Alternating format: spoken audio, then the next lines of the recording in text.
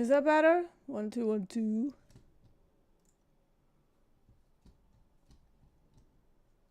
Do we have sound now?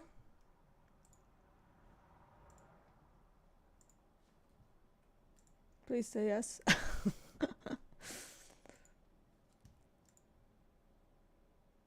Because if I don't know what's going on. Can you hear me now? Okay. Whew. Right. I don't know what happened. I had to like do a few mixer connections. So yeah.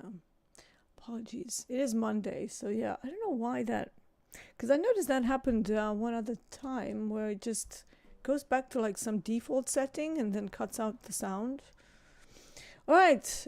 Good morning. It is Monday, the 23rd of June.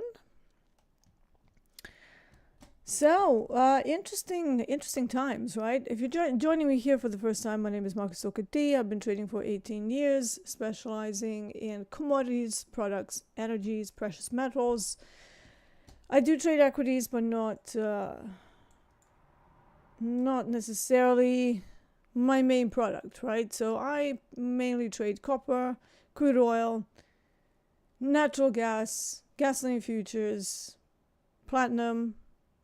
Those are products that you won't see represented much elsewhere, but they're actually really good alternatives for anyone looking to maybe get away from the craziness of equities. However, they remain pretty sensitive to risk off and risk on sentiment, which is what I suspect we have today, quite possibly. I did a little Asia trade. And it was a long because I figured copper opened with a little gap and then smashed down into Tokyo Open. I've noticed when that happens, when you have a meaningful move just ahead of Tokyo, or even like in the first half hour of Tokyo, I usually see a reversal right after, and this is like across the board, irrespective of the product that you're trading. So, you know, it's kind of like a Tokyo Open fake out, similar to Frankfurt fake out, which is what I do for London. But because I've done that, it was a smaller trade. I don't like trading the very next session. So if I do trade today, I'm probably going to have a look at the afternoon session, which for me would be NYMEX and COMEX. But trading throughout the 3 sessions, I kind of feel like it muddles my ability to objectively read the following session. So, you know, we're going to pause it here and focus on maybe analysis, jumping through various products to see where we are with all this news that's come out. And let's see what happened overnight and during the weekend, right?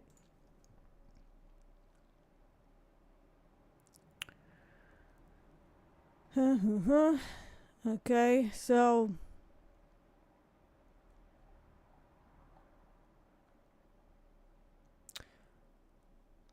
let's see.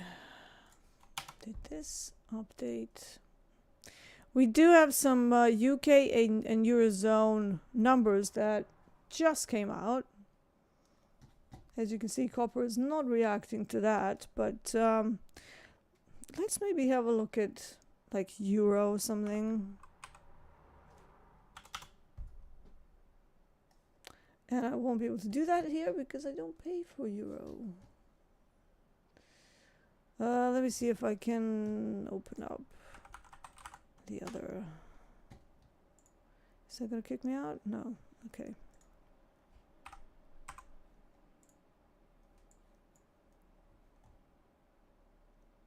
I mean, even the euro is not really doing much.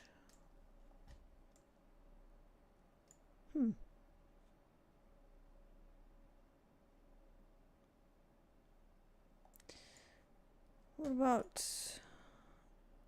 the pound? Let's have a look at pound. Nope, that looks pretty dead as well. Alright, so we're not going to be doing currencies. I came from forex trading, if you don't know that. That was like 2007 till 2012. all I traded was just euro dollar. So I figured, oh, maybe, maybe they'll move. No. Big releases here. UK PMI and Eurozone PMI, and they're just like, we're chilling. We're not doing anything. So yeah, let's continue on with preparation maybe for later on. Dr. Philosopher says, don't buy gold on a Monday. Why not? Let's have a look at gold, actually. I know a lot of you trade gold. I mean, yeah, this is a similar thing that copper did, but to the opposite side, right? So we had slight open out, gap up, big wick first and foremost, and then a sell-off against that wick into the gap close, continuation, and then let's see, and then a little reversal into the last sort of second session for Tokyo. The gold is heavily traded during Tokyo, and now it's going up. So I would guess that the issue would be the timing of your trade, Dr. Philosopher. Because if we analyze this from a slightly larger time frame, I'm not seeing anything super complex here. So this is where we came from. This is where it ranged. That's a supply. And this was the nearest bottom. So that was the range that we were working with. Actually, maybe even bigger here like that. You know? Get off the 2-minute chart or something, yeah? Because to me, this is like pop into supply, sell off, continuation, all the way down to the bottom. And now it is a long. Maybe a late one because, you really should have been looking at longs down here. But yeah, to me, this would be like, oh, we're late to the party, It's like it's already gone up. But you got chopped up in the middle. So this is why I don't like trading in the middles, because it has a basically low probability of giving you that easy trade, where you kind of enter and it just goes. Anytime you are trading in the middle of the middle, what's going to happen is that you're going to think that the market is going against you. Because, you try and go long, it kind of sells off a bit back towards wherever it came from. Then you kind of get hits on the head and you go, ouch, okay, now I'm going to try going long. And then the same thing happens. So it's like flipping and flopping in the middle, probably the worst thing you can do as a trader. So yeah, zoom out, use a higher time frame. I always start my analysis from the week, from actually the monthly even, You go up to the monthly chart and you get some context of what they're trying to do there. So looking at the monthly, what do we have? Well, right now it's kind of distributing. So we're making a double top so far with the previous month. Went higher, but since like April, we haven't been able to get back up to 35.40 for now, right? This is all just for now. Whenever you're looking at massive time frames, you want to look at things as a factual measure, not what do you think is going to happen, or speculation about a hypothesis of where this can go. That's not what the weekly plan is for. The weekly plan is for a factual account of what is already on the chart with no biases of what it's going to do next. So what do we have? The only thing you can glean here is that we established a high at 35.40 sometime in April. Then, since then, we are distributing. We have sideways movement. We haven't made a new higher high. And we tagged the previous month's high, sold off from that. That's the only thing we know. It is an uptrend, but it's struggling. Okay? That's the only thing we can glean. And then you do the same for the weekly and daily. And then once you get to lower time frames, like 4 hour, 1 hour, 30 minutes, 15 minutes, 2 minutes, that's where you can base your hypothesis, and you can like speculate on what you think is going to happen.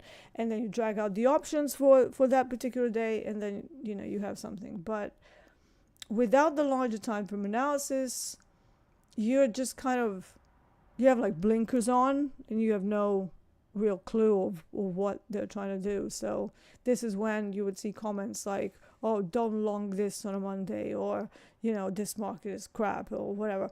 You know, but higher time frames can give you that context. So on the weekly chart, we're seeing a compression. Again, we're seeing that sideways movement, lots of overlapping candles.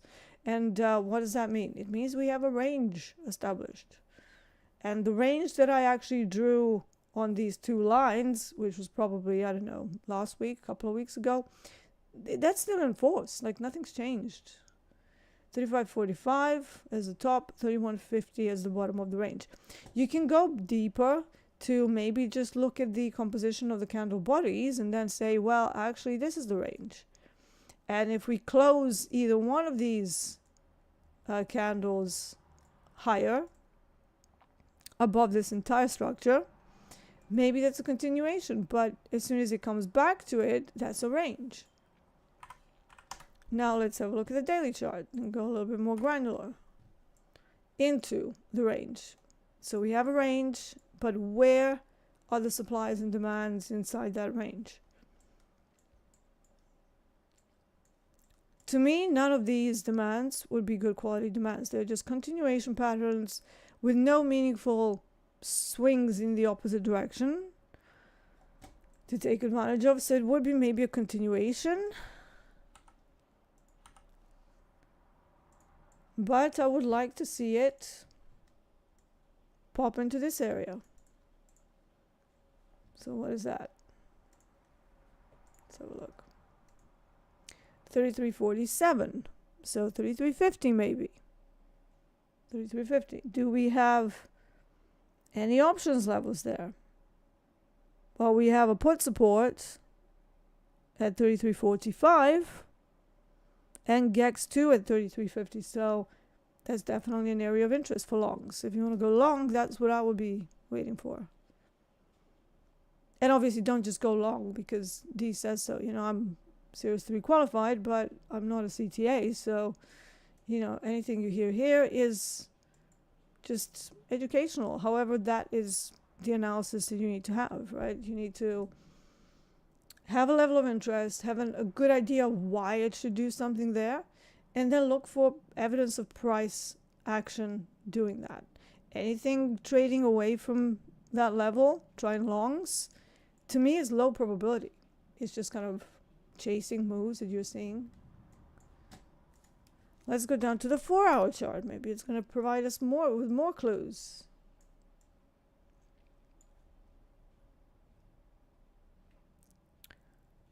See, I wouldn't know. So longs here are a little bit sketchy. We're below VWAP still, and it's not a massive curve downwards either. We have a little low volume node at 33.80 on a 30-minute chart. And let's see where the value areas are. You know, quantitative extremes, value areas.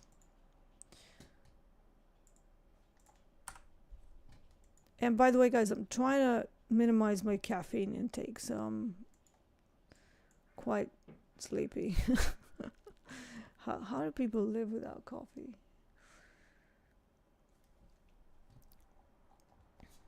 Dr. Philosopher says, I checked with Mr. AI.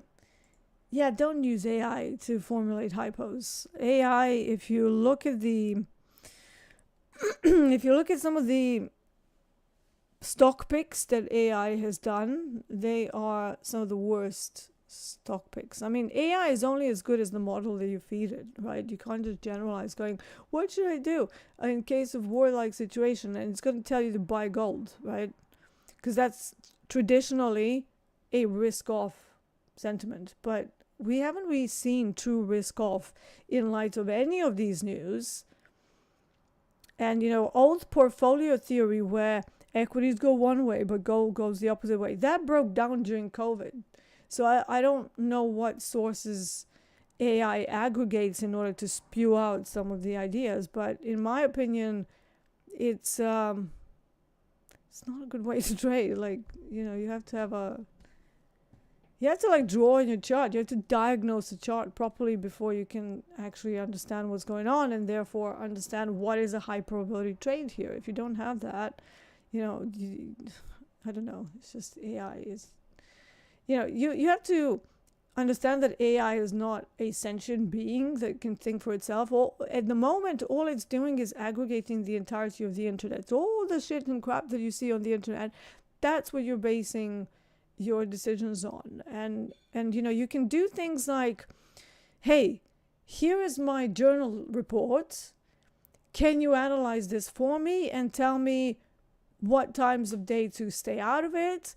Can you tell me how to improve my risk reward based on MAE and MFE? Like, you have to give them some really serious prompts and very specific prompts. Otherwise, it's going to give you a whole bunch of nonsense, okay? So I don't know what sort of prompts you gave it, whether it was just like, should I buy or sell gold? You need to give it more context. Like, if you say, for example, in light of put support at 33.45 and also call resistance at 3400, with Tokyo opening with a gap up, what should be the higher probability trade on gold? So maybe that will give you a better answer, but you would have to feed it a lot of data as well. You probably have to feed it some kind of tick chart, some sort of strategy to work off of. So yeah, don't rely on AI too much. Anyways, let's move on. Paul H has a great comment. Says AI is about as accurate as predictive text on your phone. Trader Ken says, funny you said that. I was thinking you look well rested. Yeah, I mean, I'm rested, but my brain is not, because usually, when you have coffee, it kind of kicks you up a gear, and then I'm like, okay, let's do stuff, snappy, and now I'm just like microphone not working, what do? Like, everything is just like much slower than I'm used to on caffeine. So I don't know, we'll see. I'm like a few days into it, and I'm not, like, I bought decaf capsules, so I've been having that, but yeah, if it doesn't have much of an effect, like, what is the point? Like, you need some drugs in your life.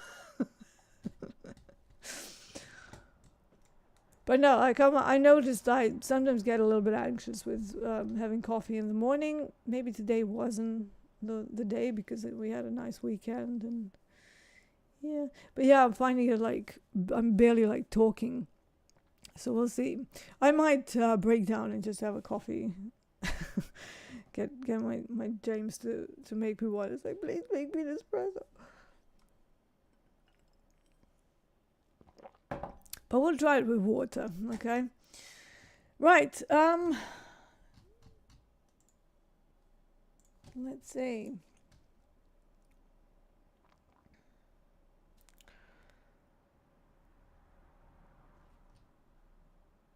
JDVL also has a great comment. Even with all that, you need discipline. I agree. If you're gonna lose one trade and then keep clicking buttons, it's not the best. And we all get into that mode sometimes, right? So it's like you click and then you take it on the chin, but then you go, oh, you bastard, now I'm gonna go back in. And then it smacks you in the face again, and then you're like, ouch, okay. At that point, we should probably go, But no, we get angry, we get frustrated, and we go, oh, I'm going to get you. Mr. Market, you don't know I exist, but hey. So yeah, anyways. Lion's Mane, yeah. Lion's Mane, and I do take it.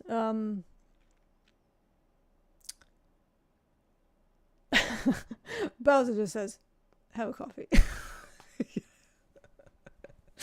Oh, I love you, chat. It was great.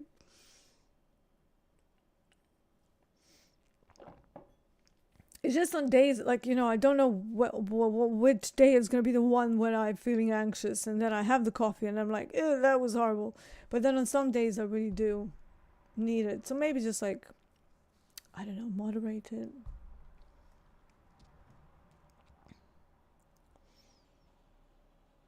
Bowser says I wait 2 hours after I wake up and have coffee. Yeah, that might be something to consider. Maybe I should start doing that as well, because maybe having coffee right away when I wake up is not the way. But then, you know, obviously I have these shows to do, so if you can bear with me while I'm navigating the new coffee schedule, that would be good. Tea sounds like a plan if you want to moderate. Tea bothers me. I have this condition alongside a few other conditions called MCAS, which is like histamine reactions on things that I've never had histamine reactions to. And tea, the tannins in the tea, they bother me. I don't know why I used to love tea. But yeah, they're very heavy on me. Like I have a normal cup of tea and I feel like I swallowed a rock or something, and it's really heavy, and then it gives me a headache, and like typical signs of intolerance. So I can't do tea anymore. I'm very sad. Very sad. All right, what else should we analyze? Should we go? Oh, let's go into crude oil. Yeah, let's do crude oil. My nemesis. Crude oil looking like carbon copy of gold, which is very interesting. I mean, they are risk products, but you know, again, if you ask AI, it's going to tell you to buy crude, and yet here we are, 308 ticks down. I mean, I'm glad it's moving. What do we have on crude oil? It has just rotated through the entirety of the New York Friday NYMEX, which was very tiny, and roughly that value was looking somewhere like this. Now, whenever we have big days like these, the small value areas from the previous day are not going to be that useful. So you really need to turn to other things. I like to do quantitative extremes if there are some still left, because sometimes when you have a move like this, it just goes, right? And it doesn't give you an opportunity to even use quantitative extremes, because it exhausts them very early on. Now, just by the fact that we opened with a gap up, we are coming into an area of average session range low at about 73.30 for London, but the entirety of the 24-hour range is actually 73. So why don't we put those on? And it could be, this is what I got stuck in last year, where I see a big Asia move, and then I'm thinking, wow, yeah, back in the old days, crude oil would just go into this big mean reversion during NYMEX. But no, what they did is to get to the NYMEX session, and then it just dies a death. And you're like, what? Like literally just get stuck in a 30-tick range.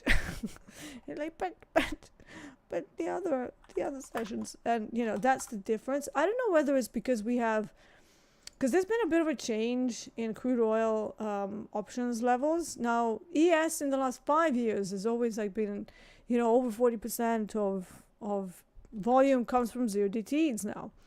And with crude oil, that wasn't really the case until, well, last year, because the options activity only accounted for about 15%. But then suddenly you have 35%, and I think we're kind of inching towards 40%. So whether that is maybe the cause of the main session being mainly range bound on a lot of the days, that could be the reason, because the more speculators you have, the less volatility you will have because of the thousands and thousands of people that are trading. So they keep the market stable. I don't know whether you know that. So basically, when you have very few participants, or not as many, the markets will be largely driven, especially commodities, by the commercial hedgers and users and producers of the actual commodity. But suddenly put a whole bunch of speculators into the mix, and what's going to happen is that you're going to have a whole bunch of people who are just like not really allowing the big boys to express their positions, because they're doing a whole bunch of other positions and basically market making. So yeah, I think that's been the huge change in crude oil. And I talked to Coach Hoop about that, because we talk quite a lot. We're basically trading buddies, and we've known each other for a long time. So we were talking. It's like, why? Like, what is it? And then we kind of started just brainstorming why it could be. And then Hoop rightly said, he said, well, do you think it's the options activity? And I'm like, well, yeah, let's have a look at some numbers. And I had a look, and I'm like, whoa, yeah, it's like definitely 34% on most days, but then on some of the other days it's actually inching to 40% of overall volume. That's a lot. So I think that's why crude oil has gone through a personality transplant, and this is why it's no longer the same product that I've known for years and years. So with crude oil, I'm very careful when I'm trading it. If I trade anything, it will more likely be RBOB, gasoline futures, which is kind of its twin. But yeah, what should happen is to have a mean reversion after this like big move. And since we have another important level, which is the put support from 73.50, this may be a good long here. So let me just put that 73.50 level here as well. So a whole bunch of areas here that were tagged that in theory should be hard to break. Obviously, if we get like a headline, none of this matters, because they just do whatever they were going to do anyways. And a lot of volume and algos fish for these. So, but yeah, when it comes to the London session of the current day's TPO profile, what we have is in a slightly extended initial balance. So let's actually reuse one of these. So this was the initial balance, and we fell away from it. If we cannot crack the initial balance low, and if it acts as a resistance, then this will be a continuation down. In which case, you really need to see the put support at 73.50 break down for further downside, right? So initial balance low as your potential entry point. Maybe I can switch to a combine. And at this point, I would be looking at something like a 2-minute chart. So once I've done all of my large time frame stuff and everything, then, we can start looking at the tiny time frames. So let's see what it does around the initial balance low. And if it fails the auction, then there's a very good chance of this ending up as a neutral day. So if we go long, and let's say that it sensibly closes the TPO, meaning sensibly, not like overshoot into it through the entirety of this red box, which is the initial balance range. So, if it gives you an opportunity to have a sensible failed auction, then you might be able to run a long all the way up to VWAP. So that would be my second hypo. But the first one is continuation down. Having said that, keep in mind that a put support is a pretty strong level, and it's not a gamma wall. So it's not a gamma wall, so that's a little weaker. If we had a gamma wall, that literally tends to put a stop to most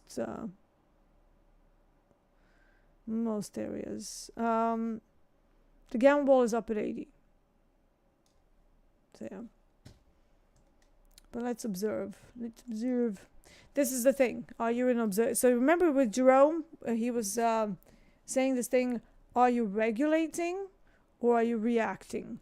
And are you observing or are you learning? Like what mode are you in? And when you're observing the level and how the price is behaving around it, you really want to be in observation mode. So no like, you know, I want to short or long. Right now, this is in a pretty precarious area where it could go short, it could go long, but price action will tell me, right?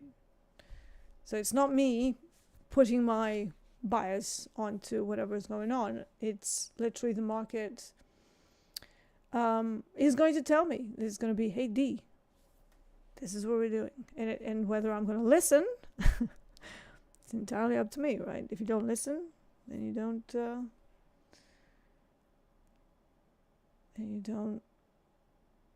get a good outcome because you're not in the zone. I think that's what people say, oh, you know, being in the zone.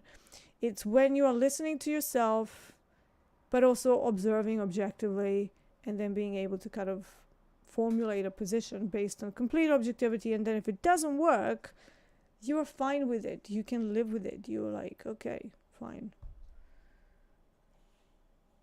And I know it's hard, you know, taking a loss. It's probably the hardest thing to do in trading. And yet we have to be okay with it. Okay, just give me 1 second.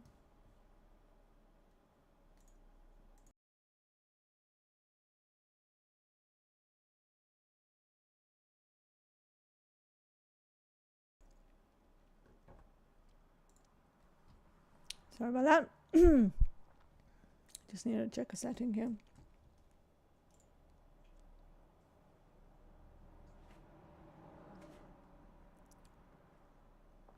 Oh, Britta says I take lion's mane, chaga, cordyceps, and reishi every day. You know what? My dad took that, but it didn't really end that well for him. So, like, he had some liver problems. So I'm a little bit like lion's mane. I do take, you know, fairly frequently, but I don't know. I think lion's mane, if you're doing creative stuff, like if you're a creative but mundane. So, for example, if I'm editing videos, I tend to do really well on lion's mane. But trading wise, I don't know whether it helps me that much. Yeah, unpopular opinion, right? Right, so far, initial balance low. Being resistant. Oh, by the way, guys, I am thinking of restarting at least a couple of weekly streams on my own channel because I do want to trade DAX. But I don't think that we're going to get it on Topstep, so I'm just probably going to go into one of my YOLO accounts and just trade that. Meaning personal brokerage account where I sling a bit more size than necessary. But yeah. So, I don't know which days though. I think maybe, definitely a Thursday, because I used to love doing the streams on Thursday. And time-wise, well, you know, I was kind of thinking maybe doing one day that's going to be right after this session. So, you know, starting maybe from 11 to 1 in between that overlap, because that's when I like to trade DAX. And then for another day, we can do the afternoon session. We can do like NYMEX and COMEX. So yeah, it's been a while. I haven't live streamed on my own channel for 2 years, but it's not going to be like, you know, the likes of YouTube and stuff. I'm probably going to lock it up for members because I want to make it more educational again. My live streams were always like a Q&A where my market stalkers had the opportunity to come and, you know, ask questions about market stalker setups. You know, you would see my charts and stuff. So I will be restarting that. I think I feel good enough to do that. I'm slowly building out the studio. You can see, I don't know whether you can see, there's a neon light that is not switched on right now, but it is Bob in the background. So, so yeah. All right, we're inside the initial balance. So the reversal here didn't even manage to get back into the ribbon. So right now we can speculate that this just might be a failed auction.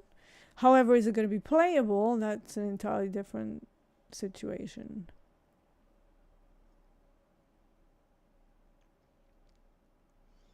Trader Can says, can you get NQ some decaf? Yeah. I think NQ needs rehab. Never mind decaf. Sunny says, I'm on ashwagandha. I can't do ashwagandha. I actually have low cortisol as a part of my stupid condition. And ashwagandha is supposed to lower your cortisol. So for me, that would be actually pretty bad. So, yeah.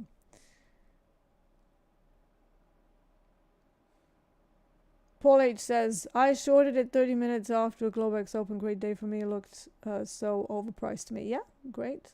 I mean, this is Paul H we're talking about. So he's very, you're very controlled, Paul. I like that. I mean, yeah, we all have Muppet moments, right? Let's not forget that. But it's normal, right? As long as you can stick away from being a Muppet all the time, then then you will be profitable. So it's not about perfection. Perfection doesn't exist, especially not in trading. You can always expect to be tilted on some days, but just don't let that one day derail the entire account so that you lose it. Like, you can put a good dent in it, but don't lose it. And I think the longer you do this in a structured way, the better you will get at that. And, watch Neuro Wednesdays as well. Do the visualizations. Do exercise. To me, visualizations are one thing. But physical exercise, if you're able to, especially weights, like weightlifting, just lift some heavy shit for a while. That's, to me, it's valuable, I'm kind of hoping to get back to a little bit of exercise. A little bit, tiny bit of exercise maybe this year. But yeah, I have got to a stage where I think I'm recovered enough. But we'll see.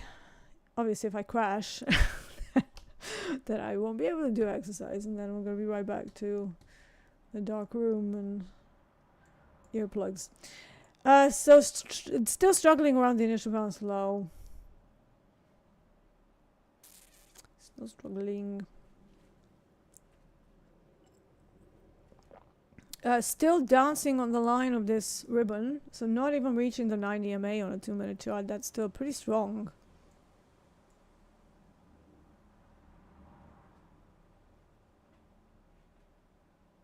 Julican says, your timing is insane. I'm thinking you're doing, talking to Paul, right? Plus 700 fighting and now minus 70. And here you said, don't lose it in my mind. Okay, so Ken, I would just stop. I would just kind of take the defeat and make an executive decision that you're now on tilt because you went from plus 700 to minus 70. So you've already lost all of the profits. And carrying on at this point, I would argue that it's like fight or flight response kicking in for you. I would actually lock myself out and just come back like really late in the day, or just come back tomorrow, because you obviously didn't stop when you were supposed to, and you thought that 700 probably wasn't enough, so you were looking for more, and now you don't have the 700 you wish you had, but you're down 70, so that's not bad. It's like, it's fine, but maybe this would be the time to just go, all right, I ballsed that up royally, let's end the day so that it doesn't get any worse. Lock yourself out, go touch grass, and try not to think about that. Just say, at least I didn't lose the account. Find the positive in the negative. Don't be one of those people who's like, oh, F it, I'm just going to go completely on tilt because I'm angry that the market is not doing what I want, or that I'm doing this again, or whatever, self-limiting beliefs you carry. Try to wipe your memory from whatever happened and just say, actually, it was a scratch day. And just come back tomorrow as if nothing happened, if you can. I wish we had that. Men in Black have that little, bzz, bzz, like the memory thing, where they kind of hold it up and they go, bzz, and then they wipe your memory. I wish as traders that we have that as a tool. So you malfunction, and you're like, well, that was stupid. Let me just zap myself. And then you go, yeah, I can look at this next setup objectively with no stuff that happened prior painting my decision process. And to be honest, I'm when it comes to day-to-day trading, I'm a little bit like that. Like sometimes I will get annoyed with by the day, but then the next day, I completely forget.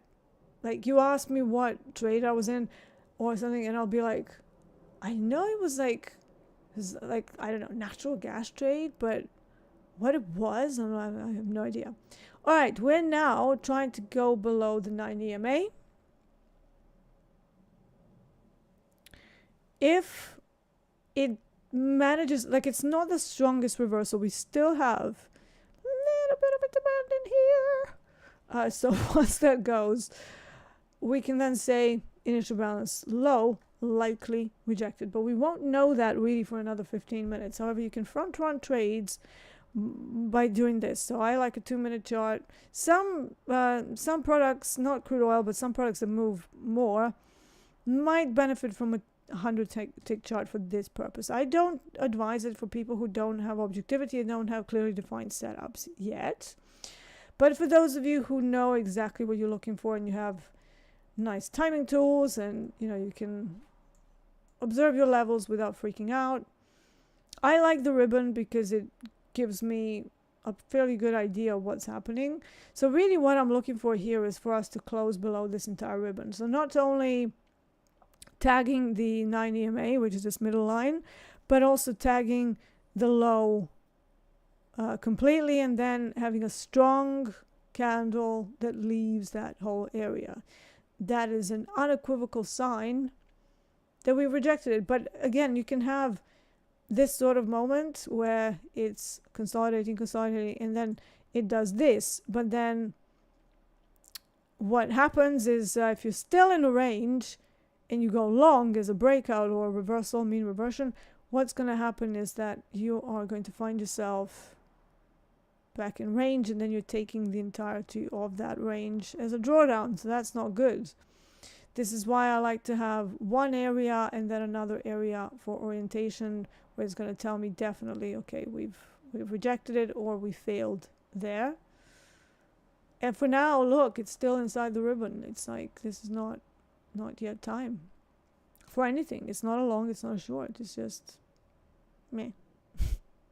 It's meh. Trader Ken, yeah, enjoy the rest of your day, mate. Good to see you here. Hey, some days it's 534, other days it's minus 200, some days it's 3,000, 5,000, but we can't expect that. So being hungry for profits, I can understand that, but we also have to know that this is an environment of uncertainty, and you don't know what the market is going to give you that day or how you are going to malfunction on that day. And it's down to you to try and regulate yourself, right? I mean, I usually want to have 2.5K every single day, which is what I'm used to. But, 340 is like, it's a good day, right? In fact, when we did IT recruitment, people were fighting for jobs that paid $350 a day. Fighting, like we would have so many candidates, and they were going through like really difficult interview processes to actually get the job as well. Like we're talking like 3 rounds of interviews for a bank, right? And one of them was commuting from like London all the way up into, because the bank was in Milton Keynes, which is quite far up outside of London, sort of north. They had to like sit on a train for like an hour and a half every day, and they were like, yeah, it's fine, it's 350, it's a good job. So every time I get stuck in the whole, oh, it's not good enough, I always think back to that and how much effort people actually have to put in to get normal jobs that pay that much money.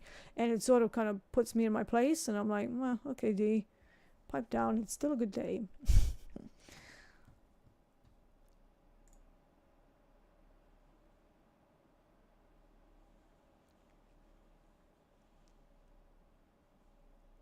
Yeah, be a goldfish tomorrow. I like that, Paul.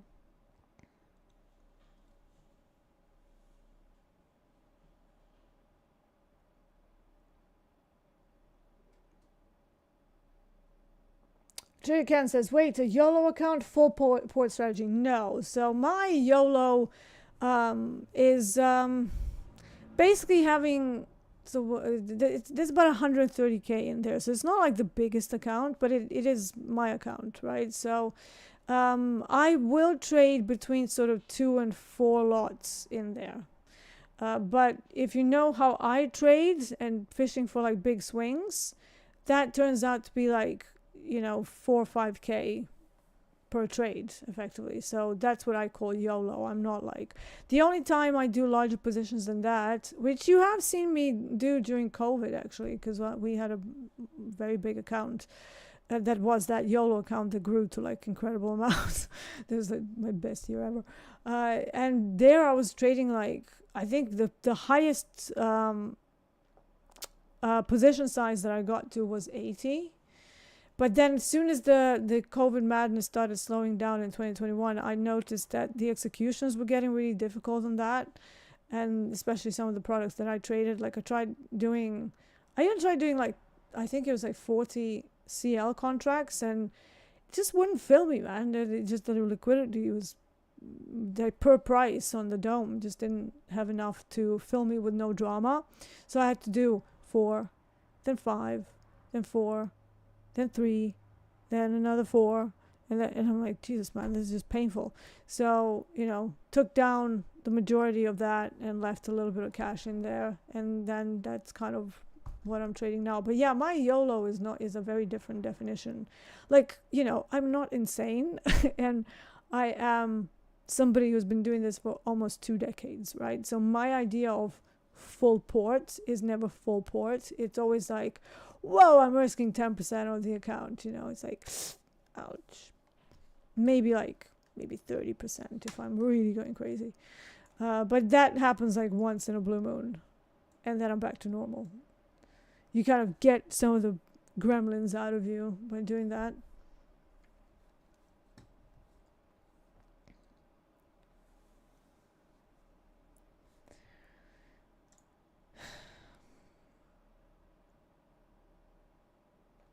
No, Trader Can, I didn't see this message. Can you do a take how you would set up volume profile on NQ for the rest of the day?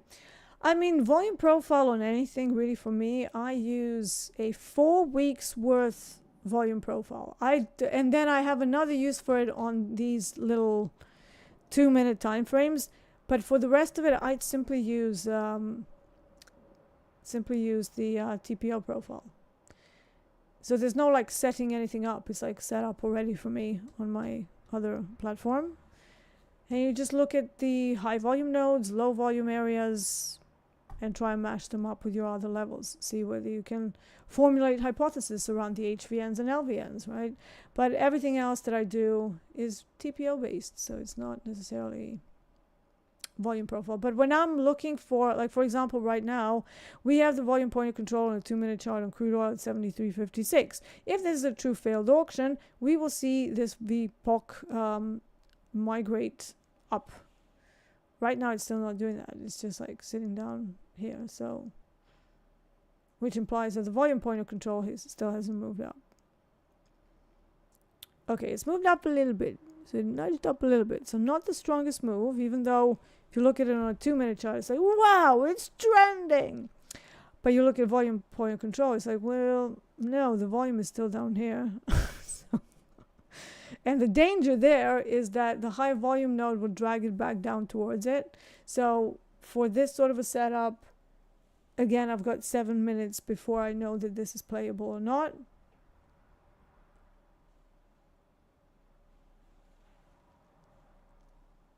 And if it ends with a big selling wick, even though even if it ends inside the initial balance, that still won't be a good setup for me. Because for a failed auction, you cannot have failed attempted moves back into IB, if that makes sense. Because if it fails, it means that the failed auction is weaker, or it's not a true failed auction, or it's just like a little bit of a pullback with an overshoot into IB before they kind of continue it on. So yeah.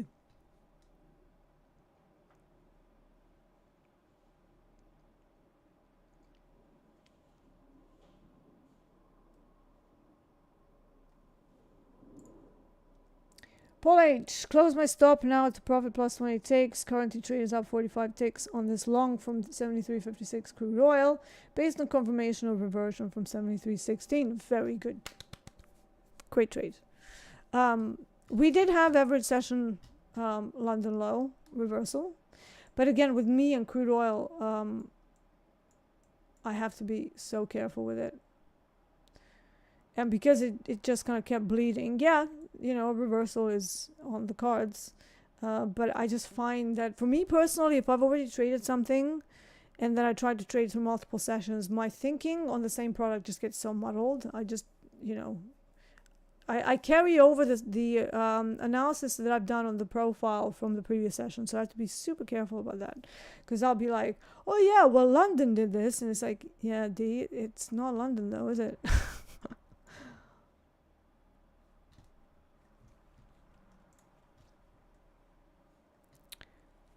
Let's have a look at platinum, because platinum has been a bit nuts recently. Very directional. Platinum has gotten all directional again.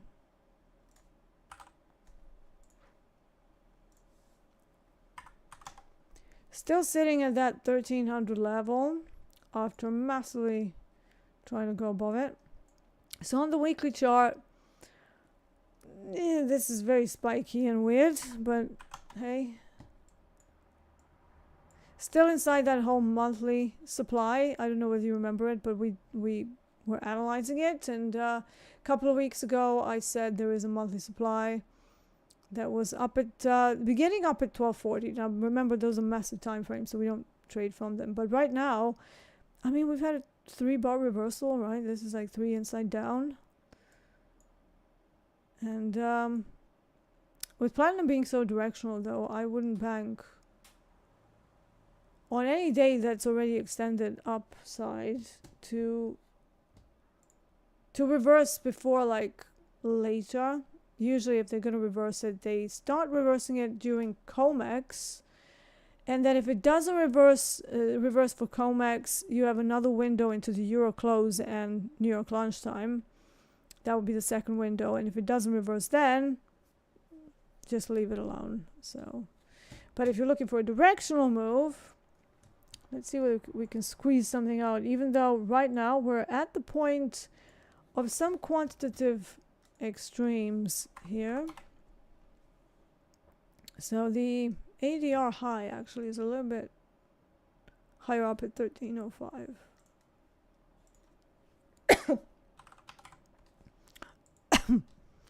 We're going through a bit of a heat wave in the UK. And us being us, we don't do... UK doesn't do AC, like air conditioning. That's like... Maybe offices do, but residential homes, first of all, we have a lot of buildings that are under conservation areas. In the conservation areas, which means that they are listed buildings and therefore their appearance cannot be altered. So putting in a split system is usually not allowed. Now, this house doesn't have that, but at the same time, it's such a beautiful outside. It's kind of like my house right now. It looks like a one giant shed, and I love it. So it's got wooden cladding on the outside. So I don't want to put like split systems and stuff. So I'm looking into like water cooled systems that sort of plug into your like existing water supply, and then you don't need an outside split system. So maybe that can be an option. In the meantime, I just have the portable little thing over there. And it does cool down the room, like, quite drastically, actually. But yeah, it's been so hot. And then, you know, I come in here and I put on the lights, and I was on Lunchbox Trading last week with Anne-Marie and with Eddie. And somebody said, Dee looks like she's glowing. I'm like, no, mate, Dee is just sweating because it's like, it's literally 100 degrees here. And you know, the lights, I do have a couple of Elgato key lights, but all the screens and the computer and then 2 lights, it's just radiating. So I had to like do something, which is why you see the addition of the little portable aircon over there.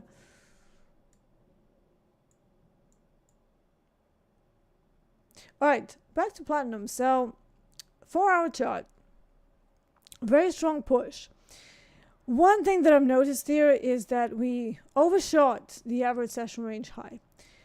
My average daily range high is sitting at 1305, as well as the projected daily volatility from the options activity, but we've overshot that as well. Whenever that happens, caution is required because we could be in a situation of a single direction day. Platinum has been doing a lot of single direction days recently. So if it doesn't turn around at those points that I said, so COMEX or Euroclose, you're likely looking at just a continued move in the same direction. So don't go fishing for reversions. It has kicked up in volatility, so C-vol has come up.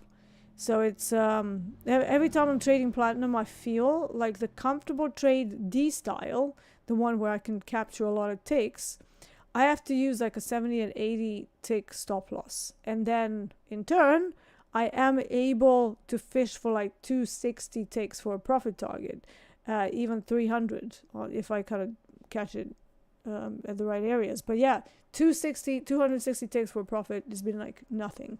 So so keep that in mind whenever you see me. You know, if you see me in a platinum trade with like an 80 tick stop, and you'll be like, you know, try not to swear here, which is very difficult.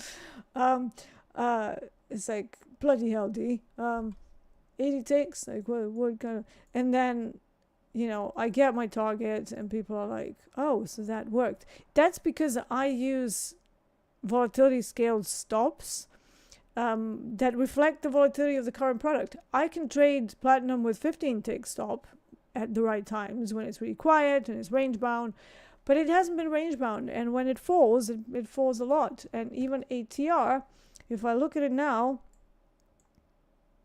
on a 30-minute time frame, ATR is telling me that the average range of the previous quite a few candles is actually 87 ticks. 87 ticks. That's massive. So, you know, using, and yet, you know, the times when I like to use 35 ticks is when that number will tell me roughly 35. But I have another way of calculating my stops, so it's not just one thing. But yeah.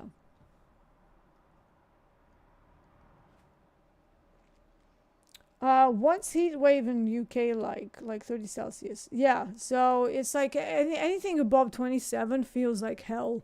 And this is coming from somebody who grew up in Belgrade, where like 42 degrees is not unusual in the summertime. And also somebody who's been to LA and Vegas. So Vegas, I'm absolutely fine at 45-degree heat. It's fine. But in the UK, it just hits different. And I'll tell you why. First of all, we are at about the same point as Canada. And you know how cold Canada gets, right? I don't know whether you guys know, but it gets pretty cold. So imagine UK being on the same sort of wavelength, geographical longitude and latitude, whatever you say it, however you say it. And then basically being a northern region, but then having a super hot day. It's not the same, you know? It's not the same. And plus we're surrounded by the ocean, so humidity is like crazy all the time. And I know some people are like, oh yeah, but Florida. Yeah, but Florida, again, is very humid, and every time I'm there, you know, I remember being by the pool and trying to like work on my tan. So I had my shades on. They were just like sliding off my face because it's just like so it's a bit swampy there. Well, it kind of gets like that in the UK, but it's somehow even worse. I can't explain it, why it's so amplified that the, you know, 27 degrees Celsius over here feels like you're about to die, and then it gets to 30 and you're definitely like boiling out of your skin. We had 2 years ago, we had a proper heat wave where it hit 40 degrees that day. Now, granted, the humidity wasn't high. It was about 30%. But we were all advised to stay indoors because they didn't know whether humidity was going to come up or not. And it was actually truly dangerous. And I could not believe, like, 40 degrees. That's insane. It's absolutely insane. That's obviously in Celsius. So yeah, I don't know why. Like I said, it's probably because of the position of the whole country, like where it's at geographically, why it hits so differently here. But at the same time, since we are a country that only experiences a heat wave like maybe 3 weeks out of the year, and that will be during the summertime, so it will be like maybe 1 or a couple weeks in June, then sweltering July, and then August it already starts to be like a little bit cloudy, you know, you get a bit more rain and stuff, and then it's like kind of more pleasant.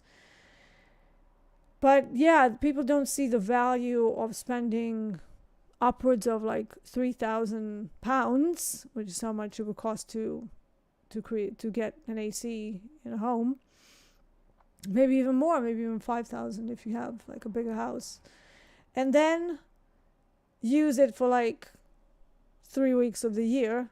Plus, electricity is quite expensive in the UK as well, so there's that. But overall, for the amount of time that we have a heat wave, I think most people are just like, nah, whatever. So yeah, air conditioning, not really a thing. See gold. Yeah, I'm seeing gold. Remember, I have 4 screens, right? So I'm not seeing anything terrible in gold. And again, gold is nowhere near my zone of interest. So I would like to see it back up at 3,400 or back down to 3,350. We're not going to get involved in the middle of the middle. What chart is the right? Platinum. So I have crude oil and I have platinum. So yeah, going back to platinum, if it doesn't manage to break confidently down through this average session range high, which is also the projected volatility in the options, we may have a single direction day. If it does go below, need a crosshair. If it does go below 1290 and to close the next 30-minute TPO below it, there's a pretty decent chance of a mean reversion. And in my setups, my playbooks, that would constitute an auction fade back down towards the initial balance high. The problem I have with it is that the initial balance high is only up at 1283. And if I were to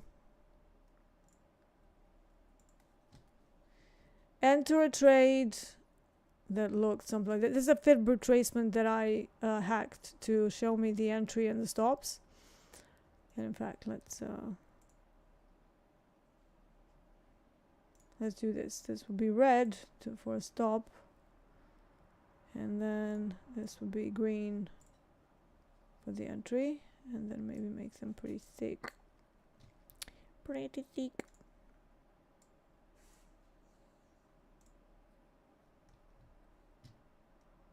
So if you were doing a trade that looked like this, so let's say it falls down and then you enter somewhere down around 1290, let's say on a pullback or something.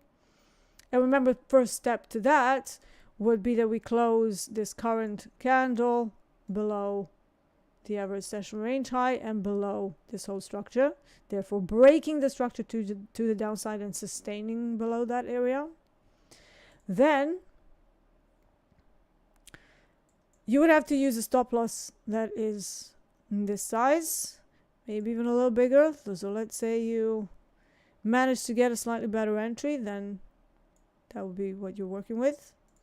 And that, right now, will be 95 ticks. So that's the first step I don't like about it. So really, if I wanted to enter this, I would probably want to see it close below it, then shoot through the sort of the quarter of this entire structure so that I can maybe get a stop like this. That would make it more palatable for me to run an auction fade. Why? Because for my auction fades, the target is the nearest edge of the initial balance. So if I can't get 2R space down to that area, I will not take the trade because it doesn't have enough. It's not worth my time, right? It's just not worth my time. There's not enough space. And to go high on hopium going, oh yeah, but it's going to be maybe a hybrid into a failed auction and a continuation. Those are lower probability setups, okay? Especially when you come up reasonably high away from the auction, from the initial balance. So we've come up pretty high. So the chances are that this goes into a bit of a pullback and then continues directionally higher, putting you in a situation where, you know, if you're doing a textbook where you enter on the drop and you put a stop above the entire structure, you barely have 1 R. That's not a good trade. So unless I can get, you know, enough profit margin on the trade, like sort of as an intrinsic part of the structure, I don't want it. And the minimum I ask for is 2R, right? Doesn't mean that I'm going to hold it to 2R. I might, you know, enter it and then go, well, the profit margin is 2R, but I'm going to take it at 1.5 or 1.7. I don't know whether people even talk about that anymore. You know, it's all about, like, go long for VWAP, 15 lots, and then that's it. It's like, yeah, how about we do like a bit of a chart diagnosis to actually see whether we have space? I don't see that anymore. You know, I watch other people trade and I'm like, what happened to analyzing like the structure of and it's like, Granny D looking for a good profit margin on the trade. All right, so this is why we see crude oil a bit sketchy. Yeah, so it's now exiting, like I said, overshoot and then not holding it. I reckon this is going to be a single direction day on crude oil, but it needs to lose 75. Yeah, sorry, 74, 73.50. Okay, start that again. It needs to lose 73.50 in order for our continuation to happen. If it doesn't, let's get ready for the NYMEX session. If it holds this entire area here, to me, this would be like a copy-paste of the day we had. Because this reminds, like literally I'm getting like deja vu as I'm looking at crude oil. Because the one that I did a continuation. When was that? It was last week, wasn't it? Here's where my Drew Barrymore nature comes up. Yes, so what day was that? That was it last week? Yeah, so it was the Monday the 16th, actually. Let's go back, and you'll see what I mean.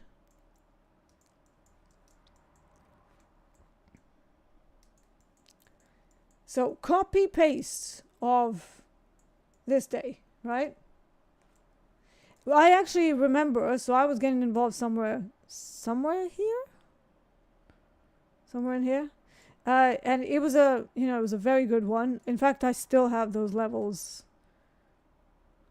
I think, plotted out. Maybe they're from another day. I think the calls were somewhere here. So yeah, that's another day. But look at this. So opens with a gap, tries to go higher, then sells off. Just look at the pattern here, right? Look at how copy-paste this is. So opens up Globex, tries to go higher, wick down, massive sell-off, continuation through Asia, all like just melting through all of the value areas and stuff. This was the value area. Melts through it, gets to an area of problematic sort of quantitative extremes and a put support, which I believe was somewhere around 69 at that point. This was definitely another day.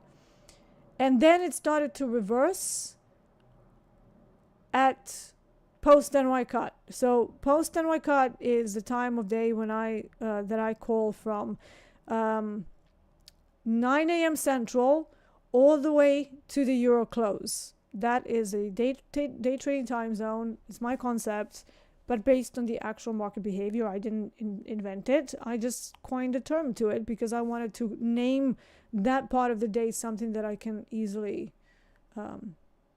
identify. So if we have a copy-paste day of this day, we will see a further sell-off after a bit of a mess around for the overlap. and then a smash down thinking, wow, we're definitely in a single direction day, and then that NY cut option expiry starts happening, and you get a reversal either right after 9 a.m. Central, that's 3 p.m. for those of us who are in the UK, or into Euro close. So that is the part that will have a variability to it, so you have to watch price action for when this happens. So if we get the same copy paste day, we will get another rundown and then a reversal in the afternoon. So let's watch what happens, and then we can talk about it tomorrow. But now that you've seen that day, look at this. Globex opens, tries to go higher, massive sell-off. Messes around, but ultimately goes down. Now we're messing around, same time of day. So messing around, we're going up. Is it a mean reversion? Is it not? And then I'm guessing it's going to be another smash. Now remember, we do have the quantitative extremes here, but sometimes they get overshot. And we do have the projected move from the options volatility all the way down to 70.70. So it's a big move down. Probably won't get there.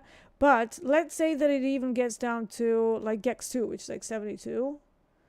And then starts to reverse. But the time of day has to be correct. So another flush down, wait for post NY cut, see whether it's reversing after 9 a.m. Central and into Euro close. Sometimes even right after Euro close. So sometimes they will like settle and then do nothing, and then Euro close comes and they come out of a consolidation into a mean reversion. So we'll see whether crude oil is back to the glimpses of its old self, where we can actually use time of day to to figure out how it's gonna do things. All right, I'm gonna finish it here. Paul H says I would have just called it D time. Zav says, did you still look at data from Edge Wonk and or Edge Full? Yeah, so Zav, I do look at it. I mean, Edge Wonk is like your own performance, right? Edge Full is the market's performance. So they're not really kind of like, oh, you use this or that. They are very separate tools. So one is to fish for your own weaknesses and to see what time of day traditionally you particularly perform well. That's at least what I'm using it for. And what is your overall risk reward? You know, what's your accuracy? What's your MFE, MAE? You know, all of that fun stuff. But Edge Full is just statistical observations of price action movements, right? So it has nothing to do with you, and everything to do with statistical probabilities of how the markets behave during certain seasons or during certain times of the year, or, you know, how far initial balance usually extends. Does it extend to one side or both sides? What did it do last July and June? You know, things like that. So they are very different tools. And yes, I still use them, but I'm not, you know, I know my stats on both ends, both my own or and you know what the market does. But that was way before Edgeful came along. Edgeful for me made it a little more easier for certain parts, but there's still stats that they don't have because they are part of the market stalkers methods. For example, how often does the average session range for London get reached? And how often does it give reversals on a particular product? They're not going to have that because that is market stalker specific. It's not Edgeful specific. It is a level that I use. It is basically an active session, whatever the active session is. Then we look at the average range of that particular, like either Tokyo or London or whatever you're looking at. And then how many times does London cause, like, let's say, a copper reversal? I would say pretty frequently. But then you look at the same thing on equities. How many times does average session range cause a reversal in ES? Not very frequently. It's mostly just ignored.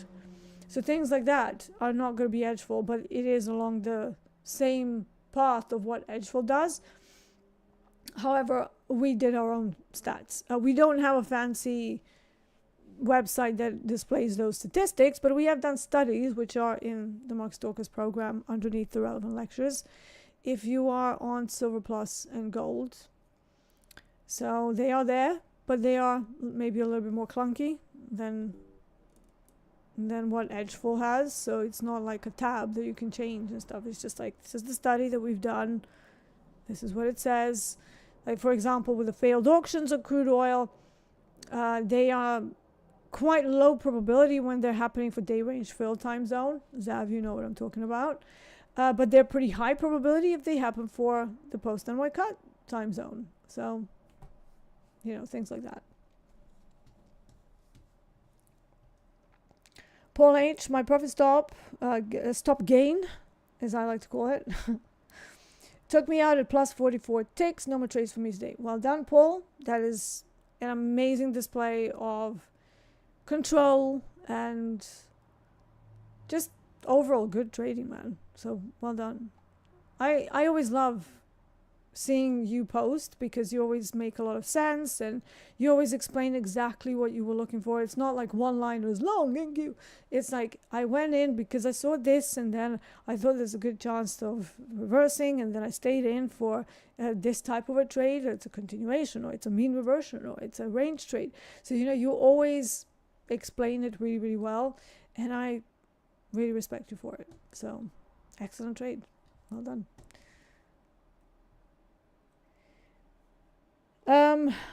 So D time, D time, yeah, PNYC. That's 9 a.m. Central to Euro close. So for us, Paul, that would be after 3 p.m. all the way to 4:30 p.m. But sometimes crude oil can do nothing in the time from 3:30 to 4:30, and then Euro close comes and goes, and then they turn it. So it can happen into 5 p.m. as well. And what I would do then, if I see that, I usually like to do that on natural gas, because natural gas likes to turn around for that time of day. I will hold it all the way up to our 6 p.m. Why? Because crude oil then likes to do yet another reversal, whatever it did, from the post-NY cut through New York lunchtime, and then it usually reverses yet again. But again, in the last year, it kind of lost itself, and it was just like IB trending through Asia, not really trending through London, but sort of still moving. And then NYMEX comes, it does one move, 30 minutes initial balance, and then stops.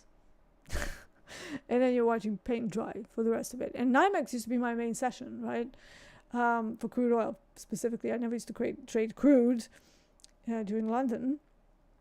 You know, I trade DAX and gold and platinum and stuff, but crude was specifically designed for me in my method and trading to be the product that I would trade during NYMEX. So I would have separate products. Now the problem that I'm finding recently, maybe I should speak to Jerome about this.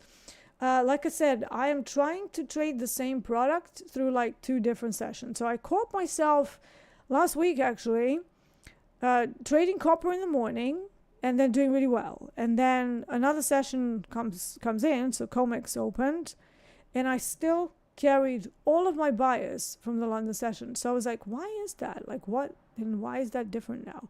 So I figured it out.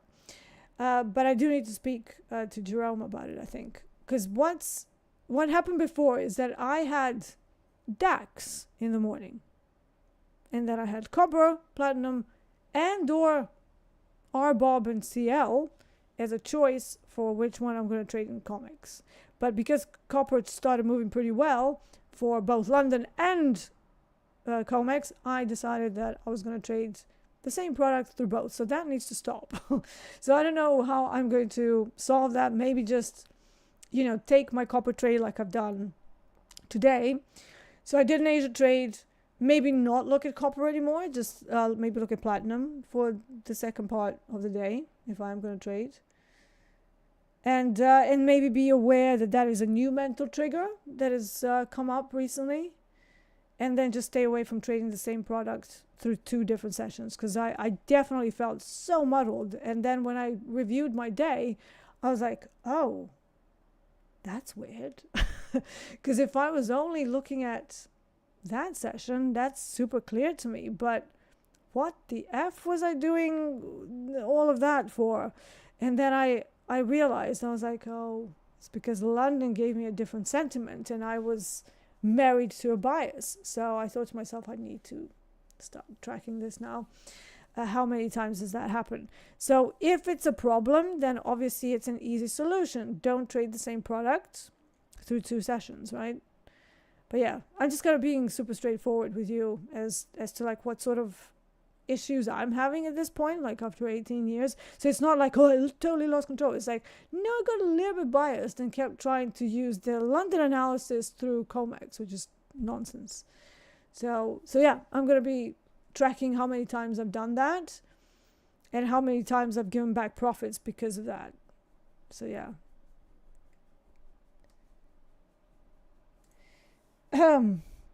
Wake Up AI with a very good question. What do you think of Orb? Does it work for Gold London Open? No. Orb, I will be pretty straightforward. Opening range break for commodities. It's one of those setups where you have to be opening outside of range and value for the main session, and then it breaking to one side unequivocally.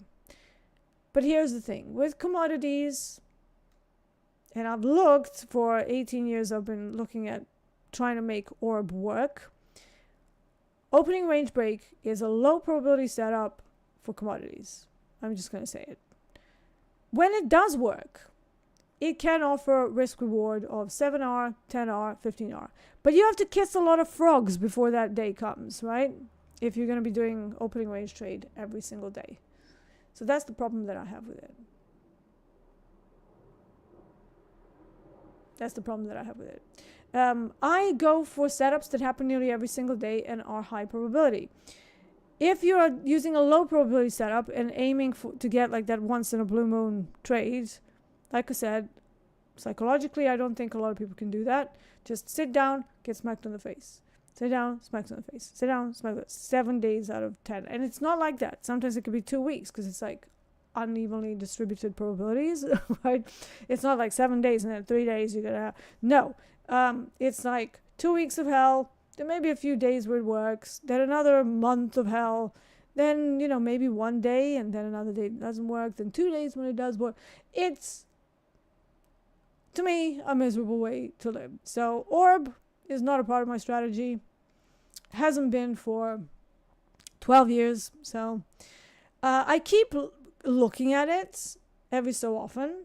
And every time I'm thinking, maybe I should try it. Maybe, because I mean, it's trending. It's trending. And then you get natural gas taking both sides of the initial, of the opening range break.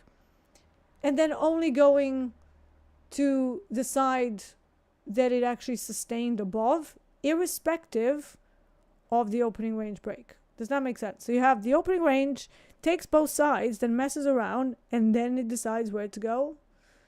And that becomes the trade. But guess what? That happens after the initial balance, usually. So you have a full hour of stressing. Oh my God, is it going to work? Oh my God, is it work? And then once in a blue moon, it just breaks it to one side and goes. Once in a blue moon. I can't trade like that, guys. I can't. Like I go for a higher risk reward, but I'm not shooting for 6R every day. That's like once in a while when we're at certain chart locations. Most of the time, I will go for 1.5 to 3R. That is like my sort of default. Anything outside of that has to have some very, very specific conditions. But I want all of my trades when I'm doing them to work out at least 60% probability. So when I go back to kind of look at them, that's what I want to see.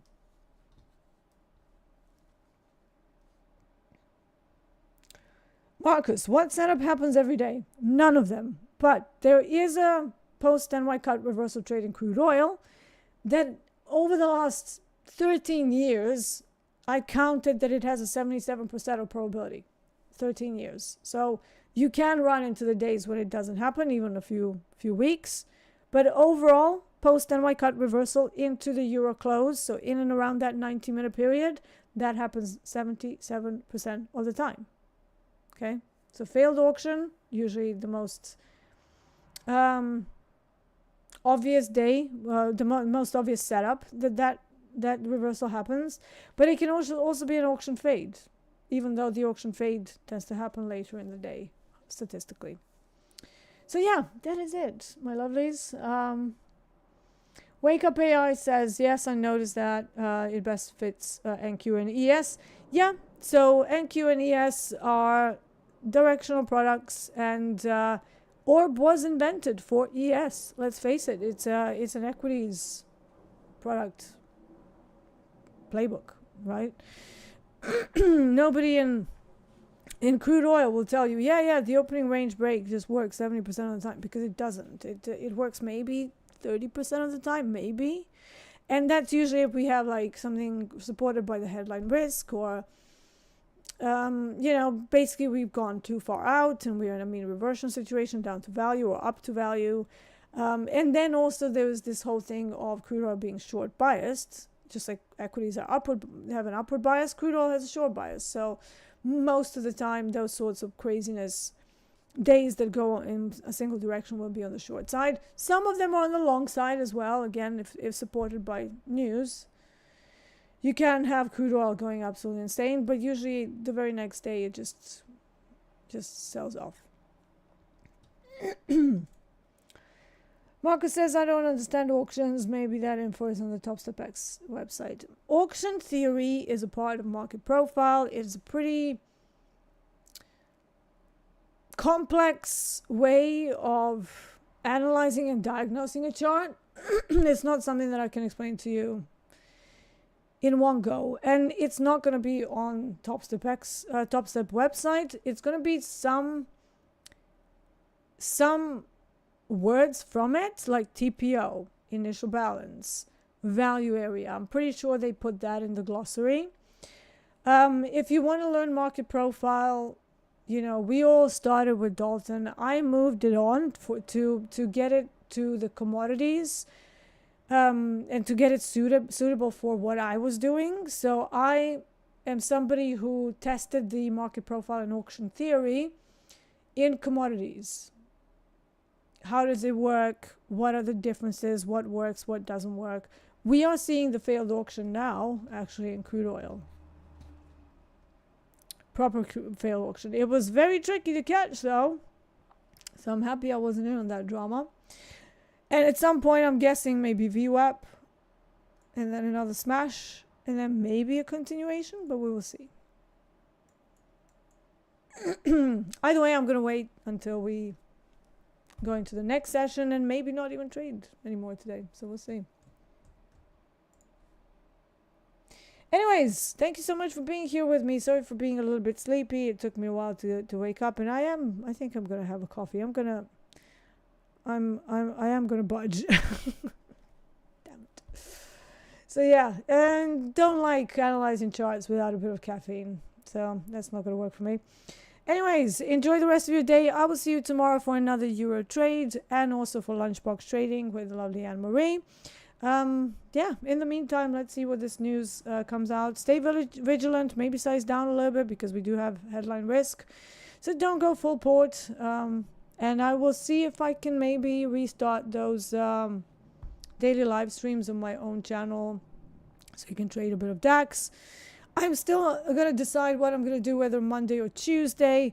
But I think for this week, I'm going to try to do a Thursday 3 p.m. stream, London time, which is 9 a.m. Central, because that's in my schedule, and then I'm going to have lunchbox trading later on that day.